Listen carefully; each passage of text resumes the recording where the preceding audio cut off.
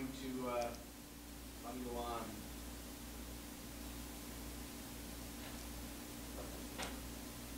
Ready?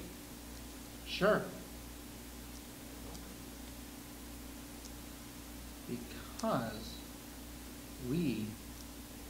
Because at Udicci is happening at www.udicci.com.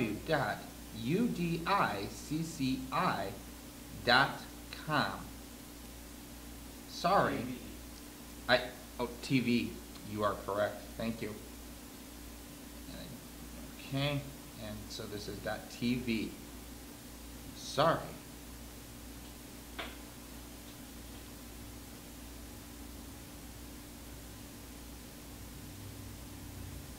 Okay.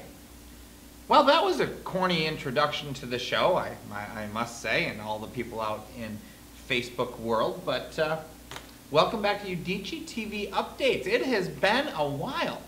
It's been a while since we've done this. It feels like, huh? It's amazing what like a 24-hour trip can do in the midst of a week. So your days must just, like your weeks must just be forever long. I did. That would stink. So anyways, we're back, and yep, last week we got to go down. I got to go down and watch my sister get married. So we've got a shadow. We have a shadow happening. How did the shadow happen today? Where? Do you see it here? It's actually no, it's there. It's that light right there. Yeah, it's there. I don't know why that we. Okay, so that's just like a thing coming down. It's intentional because we're working on some new design back there. And okay, no, it's not. So, anyways, yep, we are back. We are live. We are excited. And what did we actually talk? What's that? We're missing our floor light. That's what We're missing our floor light. That's what we're missing. We just need to turn that. So when we go to break, I'll turn that on. And in the meantime, so let's see here. What are we talking about tonight? I don't know. I gotta go get our production schedule. All right. So yeah, you get our production schedule. I've got it for verbum. 2 more minutes. I'm not. We've got 2 more minutes. Yeah. All right. So I know tonight we're going to actually talk about. Well, let's see. Last week we talked 50. 500. We talked 500 to 50 million. Yeah. We talked 500K to 50 million. Yes. Right. So today we'll talk 50 million to $250 billion. Yeah? Sure. So what's really kind of funny is we're actually going to be laying out Plan B of how we're going to raise $2 billion to help end child sexual slavery, which we'll go into more detail later on. And hopefully you guys are enjoying some of these teaser updates because the big launch, Udicci presents Udicci, happens first Friday, September 4th at Udicci Studio 252. And I'm telling you right now, you're going to want to plan to be there because it all comes together and it all goes live. And there are not any of you that even knows what it all is. And truth be told, we still can't even tell it all because there's still agreements happening. We'll be back.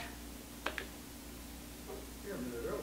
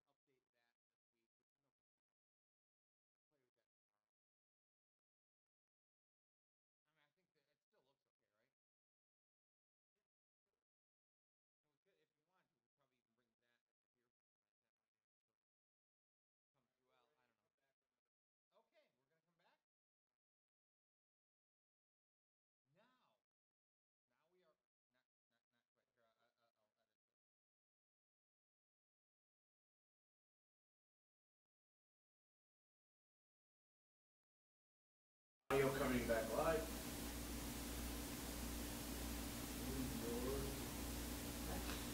Do you believe in big things? Do you believe that big things are possible? Well, it's time to tune in, because we're going to tell you how to achieve your dreams. All right, you know, quite frankly, the, what is that industry? The self-help industry. All right, producers, actually wandering assistant producer over there, will you please look up the market value of the self-help industry? Can you, yeah, because we need to have that kind of, we need to take a look at what that is. And in just a moment, we're going to talk about the market value of the self-help industry. And what I really want you to think about is how a market value is determined, right? And when we talk about market value, keep in mind it's what somebody will pay for something, right? It's not necessarily the actual cost of the item. Think about that, right? The cost of this item, well, it's a pen. It's got some plastic, some ink. It's got some marketing behind it, right? So the actual, also not even before the marketing, there's actual just cost to making this raw material. But then there's other intrinsic costs that get built into this, like I said, the marketing and the relationships out in the market and who's the distributor. So all of a sudden that price has to go up, and now there's these hard costs and soft costs built in there until it gets to the price. And when you go to the store to buy this, right, well, you buy that and you pay a certain price, and then there's a profit. All of these put together are owned by one company, and all of those little profits together add up to the, a market value, if you will. So, but even that, hold on, but even that is not value per se, because there's the opportunity, well, how big could this market get? Could you actually then start serving a whole bunch of other people in a whole bunch of other ways, and could you profit from it far greater than even what the revenue is that you're currently bringing in? Because certainly revenue alone can't determine the value of a market, right? So anyways, we're going to kind of go down that path for just a little while, and let's just think about the self-help market. You know, those guys who are telling you, tune in now. Tune in today and we'll tell you how to achieve all of your goals. The size of that market, which I really wouldn't necessarily include those guys in there, but they're in there. But as are people like Agmendino, whose books he's sold over 50 million books. Agmendino sold 50 million books, and one of the things he says is that true wealth grows only out of your heart.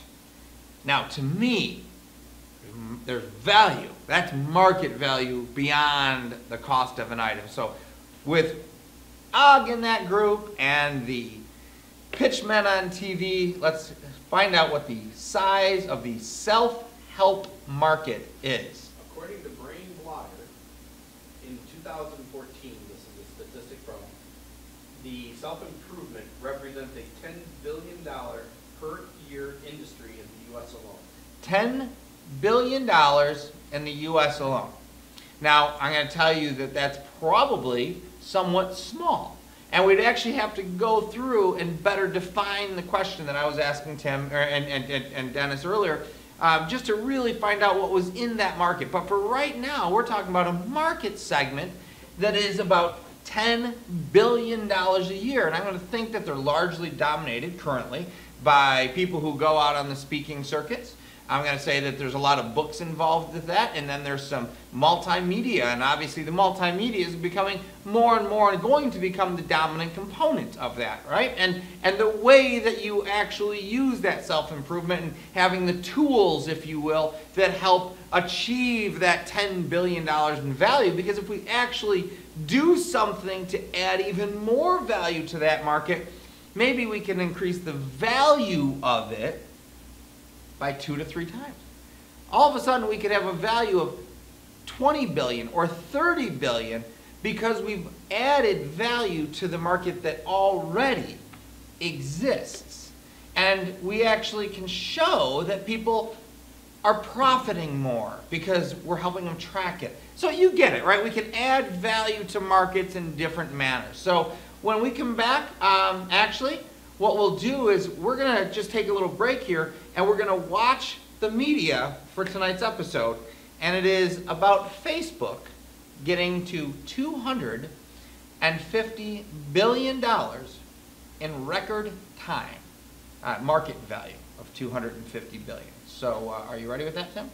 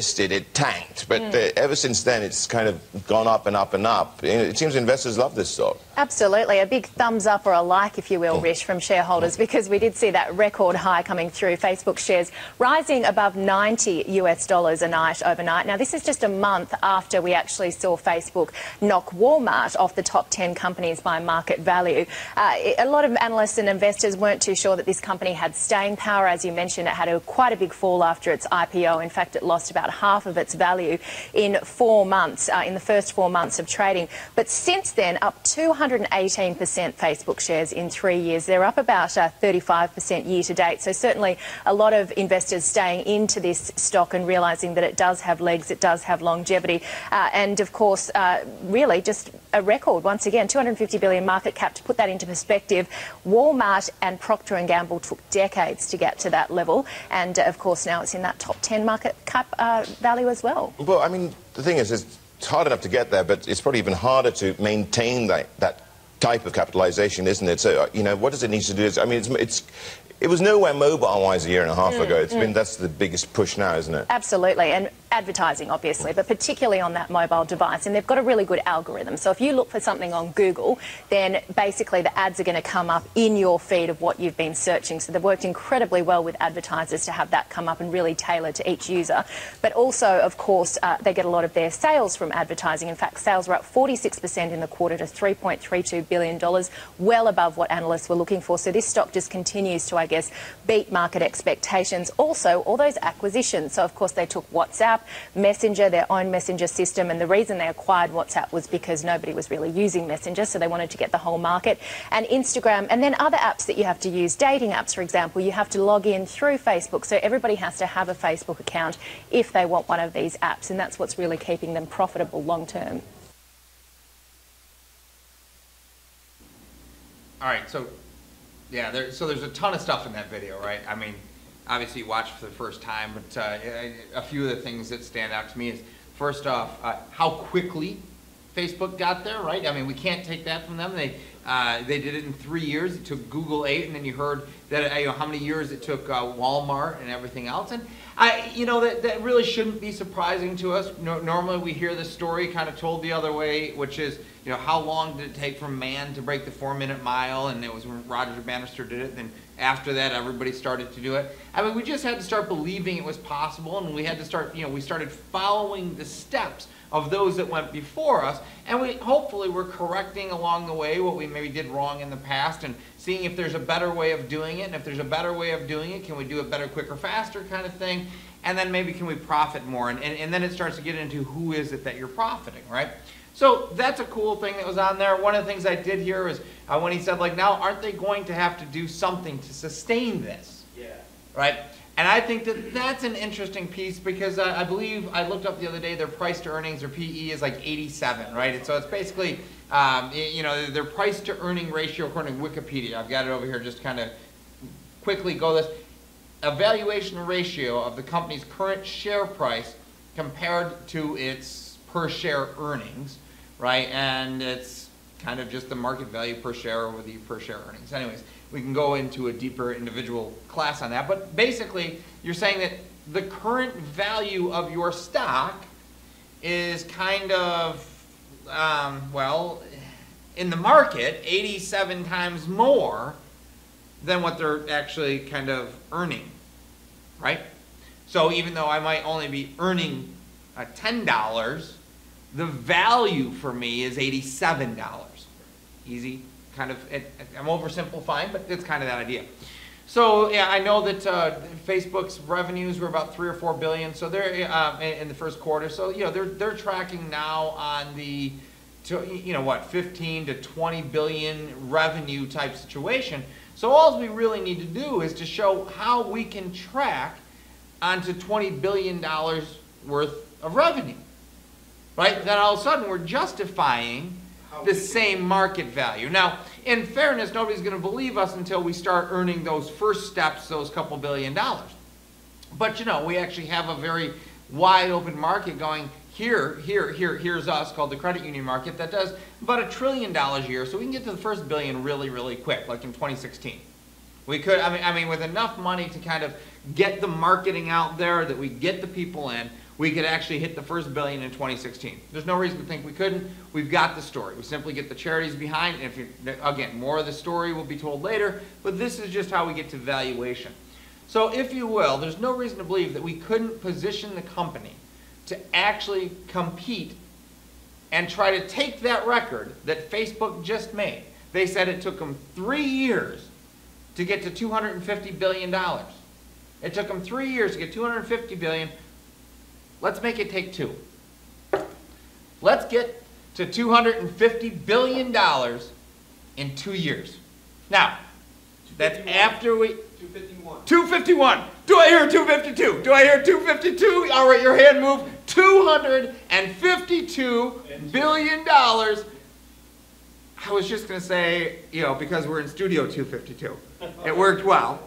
So I don't know. So we'll just go at 252. 252 and 2 for Dennis. Yeah. Dennis, there we go. So it's 252.2. So Dennis gets $0.2 billion. No, 2 years. Wait, you can't. 2 years. Okay, 2 years. Anyway. 252 in 2 years. We can get there. To get there, obviously, we first need to go through a series of steps, just like some of the other people did. And we'll talk about those steps when we come back.